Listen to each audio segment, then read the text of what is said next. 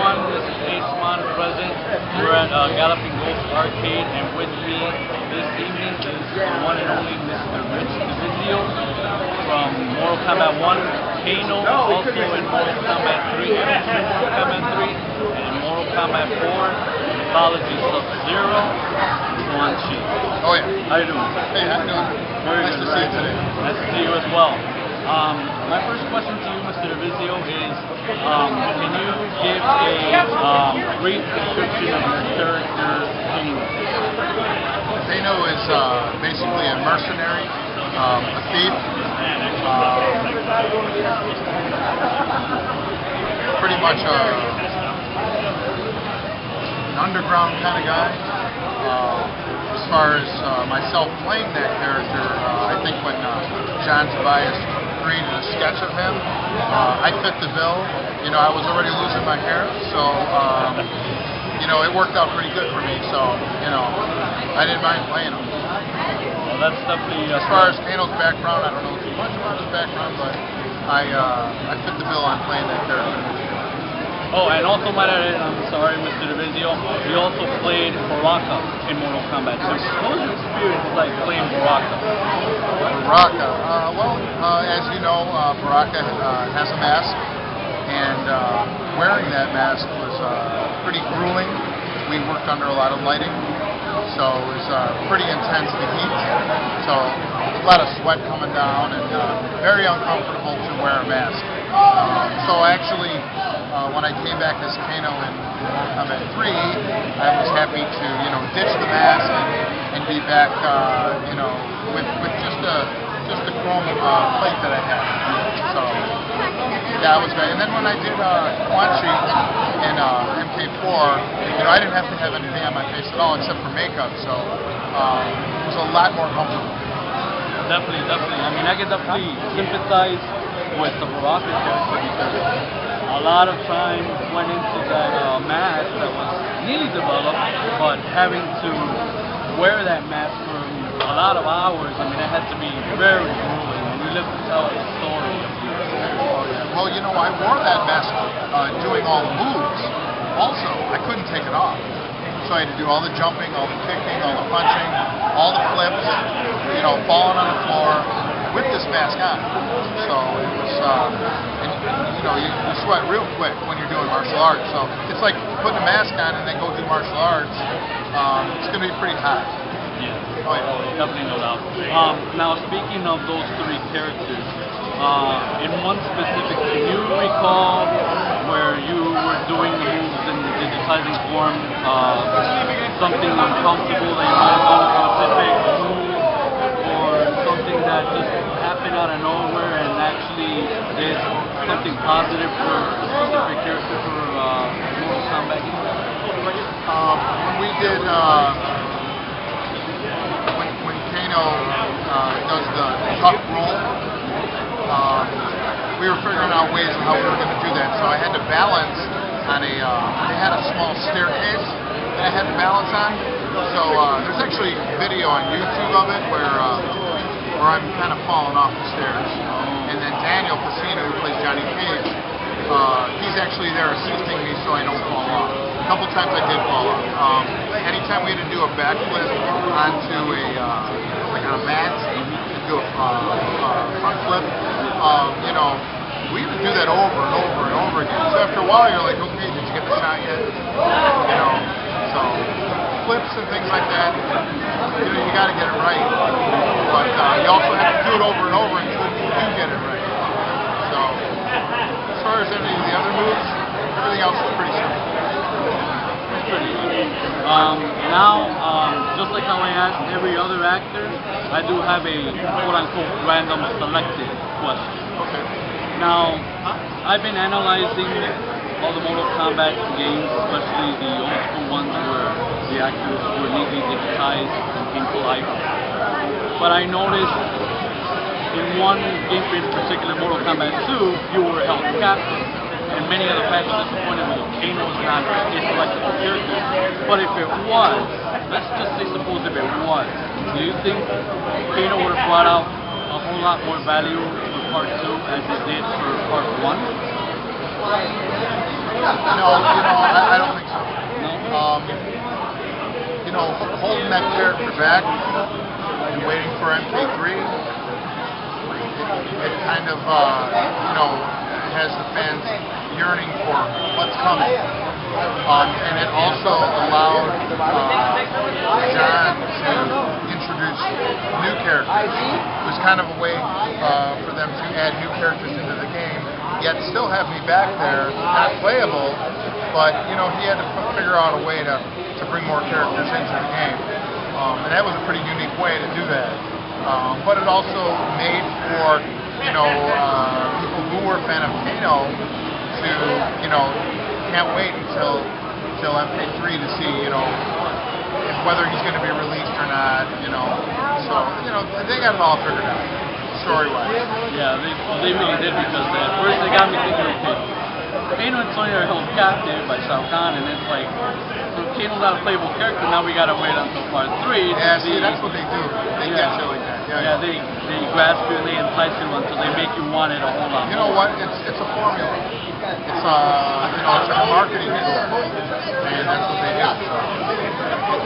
And they definitely did it very well. Oh, yeah. Because they embellished you for part 3 even more incredible than 4. Here's a question that you didn't ask.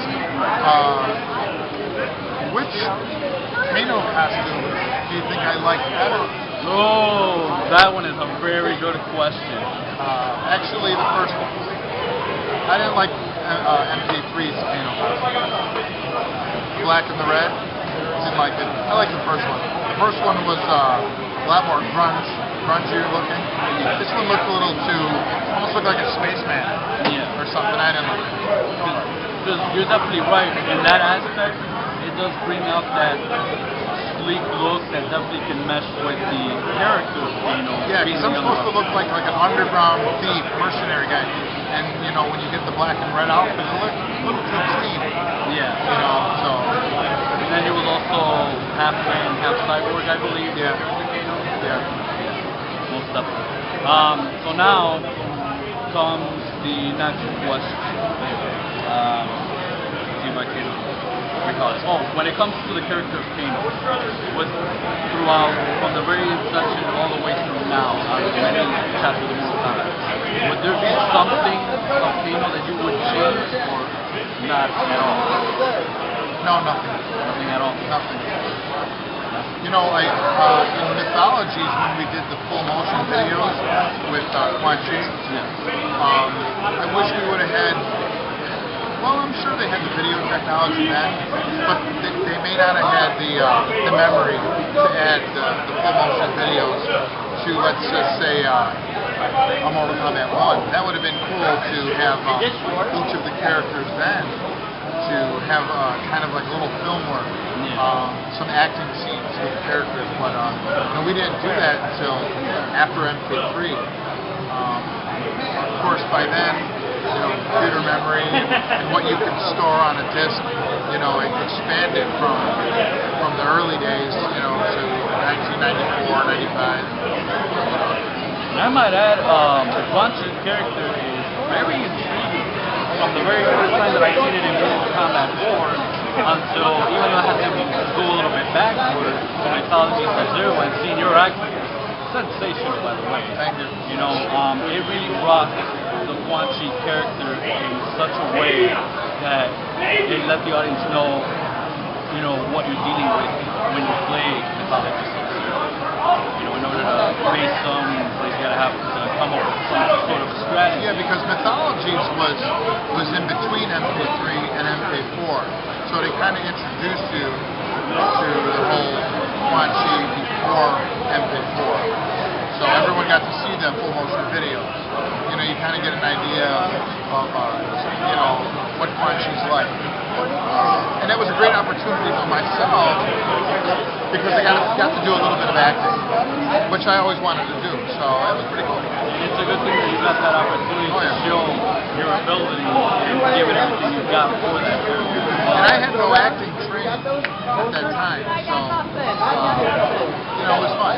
Yeah, but it felt like you were definitely born to act. You definitely gave it all. Appreciate it. Thank you. For definitely Quan. Thank you. A bonus question. How did you feel on the very first time that the Mortal Kombat 4 arcade cabinet was unleashed with the Quan? Oh, that was good. You know, the thing is when we started, you know, Daniel, he was the first one to be on a cabinet, and then and Carlos was the second, and then for the third one, I forgot what was on the third one. It was Sindel himself. Yeah, and you know, I was hoping that I would get my turn, and I did, and when I got that, it was amazing. It was awesome. So yeah, I have the cabinet at home. Oh, that's awesome. Yeah, you gotta have it. Oh yeah. I mean, if it's of yourself, yeah, you definitely gotta have it and brag about it for years to come, most definitely. Oh yeah. So now this leads us to the very last question. In your opinion, what do you think is the legacy of Mortal Kombat based on your experience? I just Nothing without Mr. Divizio. oh no. I just think it was a industry-changing, technological advancement in arcade games, and I'm glad to have had like a historic role in helping bring that, to this age that we live in now. Yeah, I'll never forget any of those opportunities that I had, and feel blessed that I was a part of that. And still to this day, that we have so many fans that follow and love the game, and I'll always be grateful for that. Yeah, I mean, especially after 20 plus years, Yeah. that this game still continues, and I've been telling all of the other actors. What do you mean never continues? Yeah, I mean, it never dies. Bottom line, it never dies. But oh yeah. Yeah. Like I was telling all the other actors, it's an incredible role, and I'm surprised that it still continues to this day. Just reliving all the moments of every fan having to play those characters and seeing how much work and dedication that the actors put in. That way, everybody can have the experience to play with and enjoy it. What were we doing before we played video games? I guess playing with Marvel. We were out there throwing the baseball, Yeah. kicking the soccer ball, right? And what video games was like, I don't even want to go outside. I'm just like, Pretty much. Do you have a question? Yeah, we have the cameraman's question. Now, you portrayed a lot of fighters, so this is going to be a tricky question. Out of everybody you played, portrayed, if you had to pick one fatality as your favorite, which one would it be? Ripping the heart out. Classic, the one that never dies. Yes. Yep. Kano's ripping the heart out. Yeah. Even when I play part 1, it's iconic. And it's the simplest one of all, just the Yep. Makes a big statement. Yeah, definitely. Well, Mr. Divizio, I appreciate your time, and I thank you very much Thank you. for this interview spot. And enjoy your night, and hopefully we get to see you and the rest of these wonderful actors back at home where you belong, because Mortal Kombat is Chicago, and it's where it was born, and that's where it will stay. Thank you. And ladies and gentlemen, before we end this out, I do have one more autograph to get on this iconic Mortal Kombat 2. Oh, that's awesome. Yeah. And I already have... Please, he's going to leave. Yeah, so do I. We will get these videos. Kano? Everyone. Yeah, for Kano.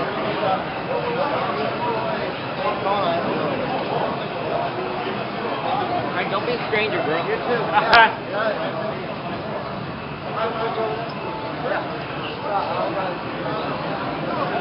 You got it.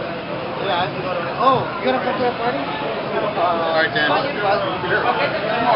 know, but these videos. Yeah, okay. What? I'm leaving, folks. You're leaving? Yeah.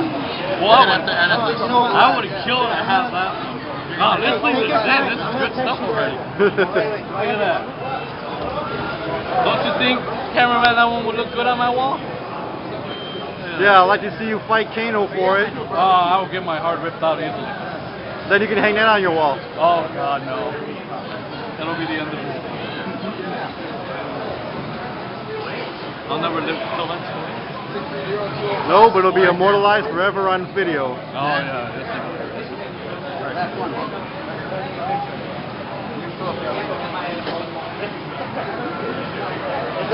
Where are you going, man? Hey, Rich. Want to go?